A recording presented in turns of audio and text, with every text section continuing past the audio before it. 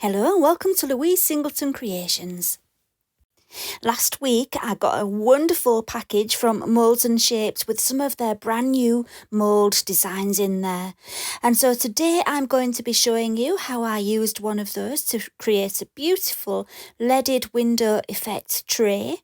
And yeah, these are the other moulds that I got, the Druzy Christmas moulds, which might be coming soon too. I'm not sure which one I'll be using next, but I couldn't wait to get started with them. And here's the one I'm using today. Look at that. So I couldn't wait. That was the one I just couldn't wait to have a go with. So that's what I'm going to be using today. And if you would like to see how it turns out, stay tuned and enjoy the video.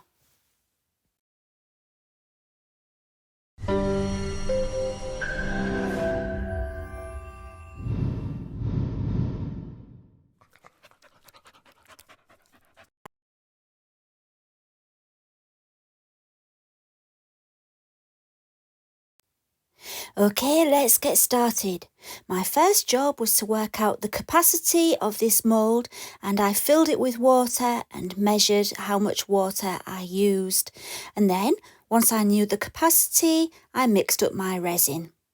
Now, the resin I've used today, as you will be able to tell, is slightly yellowing, and that's because I wanted to use up some of my old resin, and I knew this would all be getting covered up anyway, and it didn't really matter that it was starting to yellow a little bit. Also, I wanted to use a very thin resin, and the only very thin resin I had was the older one, so that's the other reason I chose that one. It's the iCrystal, no, it's not. Let me think what it's called. Yeah, iCrystal resin. And anyway, because there's all those details in the mould, there was a lot of air bubbles that got trapped in there. And so I'm just going round with a wooden skewer just to get rid of all the air bubbles. I did take a long time doing that because it was quite important to me that I didn't have craters on the other side, because the other side is the side I'm going to be using. The next day it was nicely cured and it was time to take it out of the mould, and I turned it over and just peeled the mould off.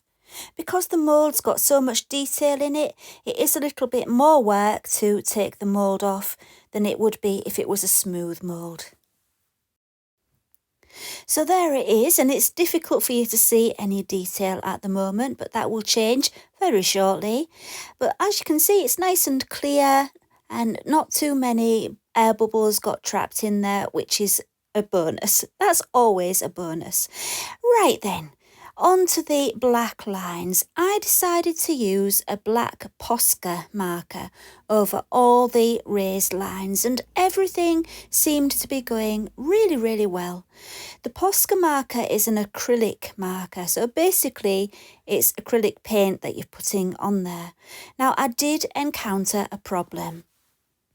The black paint went on beautifully and I was really happy with the result.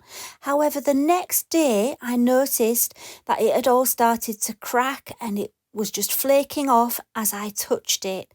And yeah, so I hadn't thought that through really. If I'd have thought about it, I would have realised that would happen.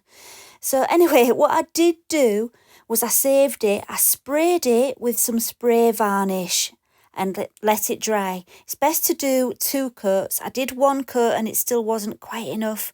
But anyway, give it 2 coats of spray varnish and then it should be fine. You see, I knew I was going to be doing a top coat of clear resin when this whole thing was finished, so I wasn't too worried, but I didn't expect it to crack and flake as badly as it did. Another option, of course, is to spray it before you do your black lines. That could really help too. So in summary, if you're going to do this yourself, I would recommend using an oil-based black marker, or if you're going to use the same kind of marker that I used, either sand it first so it's got a bit of a key and it will stick to the resin better, or varnish over the top of it after you've finished doing your black, and that should protect it if you do 2 coats. Right, that little crisis is out the way. Let's get on with the fun part. Right, to fill in the design, I'm using epoxy resin applied with a pipette. And for each colour I'm using, I have a dark and a light of the same colour. So here I'm just applying some light green in between the two bits of dark green that I've just applied. And that is to create some depth, so that where the pattern reaches the part where it goes underneath another part, I wanted it to be darker. As you can see, it took me a long time. I did love the process. It was very, very relaxing. But because it took so long, I have had to speed everything up for you, because I think you would have got very bored if I'd have kept it in real time. But as you can see, it's looking good already. Now, I think the name of this mould design is the Daisy mould. So I decided to make my flowers into daisies. I'm using some white opaque pigment in my resin, and I've got a little bit of pink as well, just pink mica powder in the resin.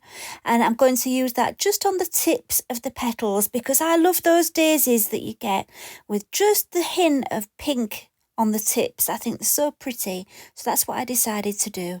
I'm just using a wooden skewer just to very carefully apply the pink at the tips of each petal before adding the white. Another thing I haven't mentioned is between doing each colour, I did allow the resin to cure, so don't worry about me putting my hand in the green resin, because that's already cured. I'm not going to mess it up. During the process of doing all this, I did get a lot better at it. What I discovered was that it's very easy to put too much resin in. I was a little bit heavy-handed sometimes. It's best if you put in less than you need and move it around a bit and just add a tiny bit more if you need to. Because if you add too much, it starts to go over the raised edge of the design, and then you have to clean it up. So have plenty of Q-tips or earbuds or whatever you want to call them. Have plenty of those handy for cleaning up the bits where it overflows, because it will overflow sometimes. But as you get towards the end of filling in your design, you'll find that you really improve and get a good idea of how much of the resin to add each time. Right, I think you've got all the information you need, so I'll let you just watch the process and fill you in on the Moulds and Shapes new range of moulds. Now, as you saw at the beginning, I got 4 of them, but there are many, many more to come. And over the next week or so, they should all be available online. They're so new, I actually got them before they were available, you see, just to try them out and to show to you. But yeah, keep patient. If they're not online now, they will be very soon. And I will leave links in the description. Moulds and Shapes is based in the Netherlands, but they ship all over the world. There's only a handful of places they don't ship to. And the really good news is I have a new discount code for you. It's no longer 5% off, it's now 10% off. So that's really good news. So don't forget to use my new discount code. Right, back to the design. As you can see, I decided to use orange here, and for the last part, I thought about what I wanted to use as my background colour, and I ended up using teal. It's the Lores Teal pigment paste from Laura's Art Corner, and I thought it worked quite well. I nearly did like a cream colour, or I'd thought about brown as well. I didn't want to go too colourful. I wanted to kind of keep that Victorian feel to it, because I love the Victorian stained glass windows that you get. There's a lot of them near where I live, and I always look at them and think how beautiful they are. So I wanted to keep it classy looking and not too bright and over the top for this one. But anyway, you can choose your own colours, can't you? You might want to go really bright and cheerful. I just wanted to keep it muted. So once I'd finished with the teal, I had some resin left, and so I found my little vase mould, and I decided to make a vase to go with my tray. I started off by pouring in some Gold Fusion glass glitter, also from Laura's Art Corner, and I knew that because it was glass glitter it would mostly just sink to the bottom and be around the rim of the vase, and so then I just poured on my teal resin over the top. Unfortunately, it wasn't enough resin to fill the mould. Actually, I say unfortunately, it was fortunate in the end because this resin was already starting to cure. It was getting quite thick. And normally when you use a colour in the bottom and a clear on the top, if you've mixed it all at the same time, they will just blend together in the mould and it'll just all become one colour. But because that was thicker, and then I made some fresh resin and put it on the top, the two colours kept more separate than they would have done if we'd done it the other way. So I was quite pleased with the results. Anyway, I'm getting ahead of myself now. Before I added the clear, which I've just told you all about, I sprinkled on some gold pigment powder. I had it in this shaker bottle from another project I'd been doing, and it makes it nice and handy just to be able to sprinkle it on. So I sprinkled some of that on and then I added the clear. It still wasn't quite enough, so I had to mix up a tiny bit more, and I just did the same again, sprinkled on the gold and filled it up with clear. And yeah, the thing is, when I'm using up leftover resin, I like to try new ideas.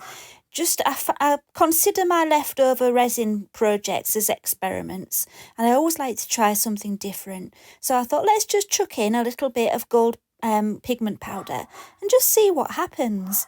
And you will see what did happen when I come to demold it in a couple of minutes after we finish the tray. Right then, once my tray was fully cured, I added a top coat. I've used Art Pro Deluxe from Resin Pro because it's very thick and it's really good as a top coat.